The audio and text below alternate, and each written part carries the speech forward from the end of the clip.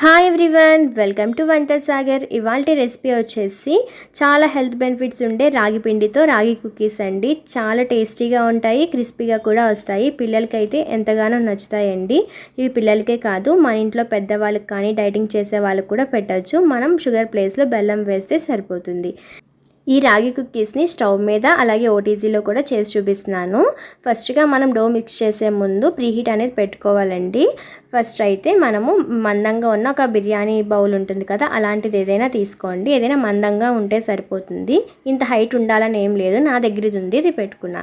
ఇలా తీసుకున్న గిన్నెలో ఇలా స్టాండ్ అనేది పెట్టుకోండి. మీ దగ్గర స్టాండ్ లేకపోతే ఏదైనా ప్లేట్ బౌల్తో పెట్టుకోండి. ఇలా మూత పెట్టేసి సిమ్లో ఒక 10 మినిట్స్ ప్రీహీట్ అనేది పెట్టుకుంటాము. కుకీస్ చేసుకునే ప్లేట్కి ఇలా నెయ్యి రాసుకుని గ్రీస్ చేసుకోండి. అండ్ నెక్స్ట్ ఓటీజీ కానీ ఓవెన్లో చేస్తే కనుక 180 డిగ్రీ సెల్సియస్ దగ్గర ఒక 10 మినిట్స్ టైం అనేది పెట్టుకోండి ప్రీహీట్కి. నెక్స్ట్ ఒక బౌల్లో 1/2 కప్ నెయ్యి అలాగే 1/2 కప్ షుగర్ పౌడర్ తీసుకుంటాము. మనం తీసుకునే నెయ్యి అనేది ఫ్రిడ్జ్లో నుంచి తీసుకోకూడదండి, రూమ్ టెంపరేచర్లో ఉండాలి. అండ్ అలాగే నెయ్యి ప్లేస్లో మనం ఆయిల్ యూస్ చేయొచ్చు, బటర్ యూస్ చేయొచ్చు, ఇంట్లో చేసుకున్న వెన్నపూస్ కూడా యూస్ చేయొచ్చు. ఇలా వీటన్నిటితో కూడా నేను వేరు బిస్కెట్స్ చేసి అప్లోడ్ చేశాను, ఒకసారి విజిట్ చేసేయండి. ఇక్కడ మనం ఎటువంటి ఎసెన్స్ యూజ్ చేయడం లేదండి, అందుకని మనం షుగర్ పౌడర్ చేసుకునేటప్పుడు కొద్దిగా యాలకులు, చిన్న చెక్క ముక్క వేసుకుని పౌడర్ చేసుకోండి. ఫ్లేవర్ అయితే చాలా బాగుంటుంది. అండ్ నెక్స్ట్ చూస్తున్నారు కదా, ఈ రెండు కూడా బాగా మిక్స్ చేసుకోవాలి. ఒక క్రీమీ కన్సిస్టెన్సీ వచ్చేలాగా, మరీ ఓవర్గా అవసరం లేదు.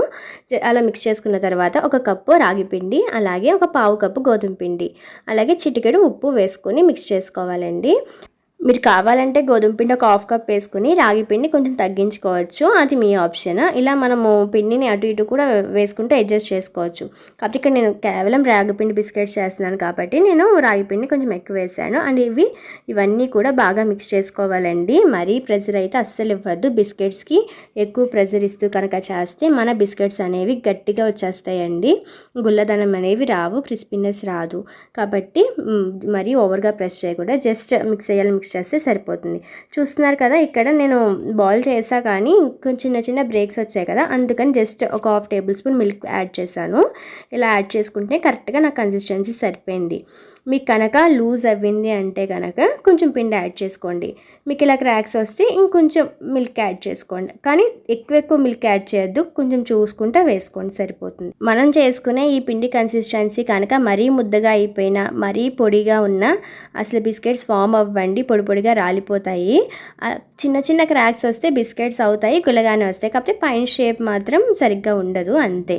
కానీ చూస్తున్నారు కదా, మనం కొంచెం మిల్క్ అడ్జస్ట్ చేసుకుని వేసుకుంటే కనుక బాల్స్ కరెక్ట్గా వస్తాయి. ఇక్కడ నేనైతే ఒక స్పూన్ మెజర్మెంట్తో అన్ని బిస్కెట్స్ ఈవెన్గా బాల్స్ చేసుకుని ప్రెస్ చేసుకుంటున్నాను. చూస్తున్నారు కదా, అన్నీ కూడా ఈవెన్గా ఒక షేపే చేసుకోండి. అలా చేయడం వల్ల కరెక్ట్గా బేక్ అవుతాయండి. అదే మీరు ఒకటి మందంగా ఒకటి తాటగా చేస్తే మందంగా చేసింది ఉడకడానికి టైం పడుతుంది, ఈలోపు తాటగా చేసింది మాడిపోతాయి అన్నమాట. కాబట్టి మ్యాక్సిమం ఈవెన్గా చేసుకోవడానికి ట్రై చేయండి. ఇలా చేసుకున్న కుకీస్ని కొంచెం గ్యాప్ ఇస్తూ ప్లేట్లో పెట్టుకోండి, మరీ దగ్గరికి అయితే పెట్టద్దు, ఒక్కొక్క దానికి కొంచెం గ్యాప్ ఇవ్వండి. మనం ఈ బిస్కెట్స్లో ఎటువంటి బేకింగ్ సోడా కానీ బేకింగ్ పౌడర్ కానీ ఏమీ యూజ్ చేయలేదు, కానీ చాలా పర్ఫెక్ట్గా వస్తాయి. ఇలా రెడీ చేసుకున్న కుకీస్ని ఆల్రెడీ ప్రీహీట్ పెట్టుకున్న బౌల్లో పెట్టుకోవాలండి. పెట్టేటప్పుడు కొంచెం జాగ్రత్తగా పెట్టుకోండి. నెక్స్ట్ పైన ప్లేట్ పెట్టి ఏదైనా బరువు పెట్టుకుంటే సరిపోతుంది. ఈ కుకీస్ సిమ్లో ఒక 30 మినిట్స్ బేక్ అవుతే సరిపోతుందండి. ఈ కుకీస్ బేక్ అయ్యేలోపు మనం మిగిలిన పిండితో ఓటీజీలో చేసుకోవడం కోసం కుకీస్ అనేవి చేసుకుందాము. చూస్తున్నారు కదా, ఇక్కడ నేను సేమ్ పిండితో బాల్స్ ఫామ్ చేస్తున్నా కానీ రావట్లేదు, క్రాక్స్ ఎక్కువ వచ్చేస్తున్నాయి. ఎందుకు అంటే మనం ఇక్కడ ఈ కుకీస్ కోసం నెయ్యి అనేది యూజ్ చేసాం. నెయ్యి అనేది చాలా ఫాస్ట్గా తోడిపోతుందండి. ఇక్కడ మనం కొంచెం గ్యాప్ ఇచ్చినా సరే, అందుకే బాల్స్ అనేది ఫాస్ట్గా చేసుకోవాలి. ఇక్కడ చూస్తున్నారు కదా, మనం మళ్ళీ కన్సిస్టెన్సీ తెచ్చుకోవడం కోసం నేను కొద్దిగా మిల్క్ యాడ్ చేసుకుంటూ చూసుకుంటున్నాను. నేను ఒక 2 టేబుల్ స్పూన్స్ మిల్క్ యాడ్ చేసాను, సరిపోయిందండి కరెక్ట్గా కన్సిస్టెన్సీ. నెక్స్ట్ ఈ పిండితో కుకీస్ని ఒత్తుకోవడమే అండి, రౌండ్ షేప్లో. మీకు నచ్చిన షేప్స్తో మీరు ఒత్తుకోవచ్చు. నేను ఇలాగ జస్ట్ బాల్స్గా చేసేసుకుని ఇలా రౌండ్ షేప్ ఇచ్చాను. మీరు కావాలంటే స్క్వేర్ చేయొచ్చు, కటర్స్ ఉంటే షేప్స్ కూడా చేసుకోవచ్చు. అండ్ అలాగే మీరు డ్రై ఫ్రూట్స్ కూడా పెట్టుకోవచ్చు అండి పైన. కానీ డ్రై ఫ్రూట్స్ పెడితే మాత్రం కొంచెం ప్రెస్ చేయండి సరిపోతుంది. ప్రెస్ చేయకపోతే కనుక మనకి బేక్ అయిన తర్వాత డ్రై ఫ్రూట్స్ పడిపోతాయండి, అందుకని ప్రెస్ చేయండి. ఇలా ఒత్తుకున్న కుకీస్ని మనం ఆల్రెడీ ప్రీహీట్ పెట్టుకున్న ఓటీజీలో 200 డిగ్రీ సెల్సియస్ దగ్గర ఒక 25 మినిట్స్ టైం పెట్టుకుంటే సరిపోతుందండి. కరెక్ట్గా మన కుకీస్ అనేవి బేక్ అయిపోతాయి. నెక్స్ట్ స్టవ్ మీద పెట్టిన కుక్కీస్ కరెక్ట్గా 30 మినిట్స్కి బేక్ అయిపోయాయండి. చూస్తున్నారు కదా చాలా పర్ఫెక్ట్గా వచ్చాయి. బేక్ అయినట్టు ఎలా తెలుస్తుంది అంటే పైన మరీ సాఫ్ట్గా దిగిపోదు అండ్ బ్యాక్ సైడ్ వచ్చేసి కొంచెం లైట్ డార్క్ షేడ్ వస్తుందండి. అంతే అండి. కాకపోతే మీరు టైం చూసుకోవాలి. ఎక్కువ టైం కనుక పెట్టేస్తే మాడిపోతాయండి, అదొక్కటి చూసుకోండి. అండ్ ఇక్కడ ఓటీజీలో కుక్కీస్ కూడా ఎగ్జాక్ట్గా 25 మినిట్స్కి బేక్ అయ్యాయండి. స్టవ్ మీద చూస్తున్న కుక్కీస్ని అలాగే ఓటీజీలో చేసిన కుక్కీస్ని కంపేర్ చేసి చూపిస్తున్నాను, చూసేయండి. జస్ట్ కలర్ కొంచెం వేరియేషన్ ఉంటుంది కానీ టేస్ట్ వైజ్లో అయితే అసలు ఏమీ డిఫరెన్స్ ఉండదు. అండ్ బ్రేక్ చేసి కూడా చూపిస్తాను. చూస్తున్నారుగా పొడిగా రావడం కానీ మరీ గట్టిగా రావడం ఇలా లేదు. బిస్కెట్ అనేది చాలా గుల్లగా వస్తుందండి. అలాగే ఈ బిస్కెట్స్ని మనము 8 బాక్స్లో ఒక 15 to 20 డేస్ మనం స్టోర్ చేసుకోవచ్చు అండి, అస్సలు పాడవవు.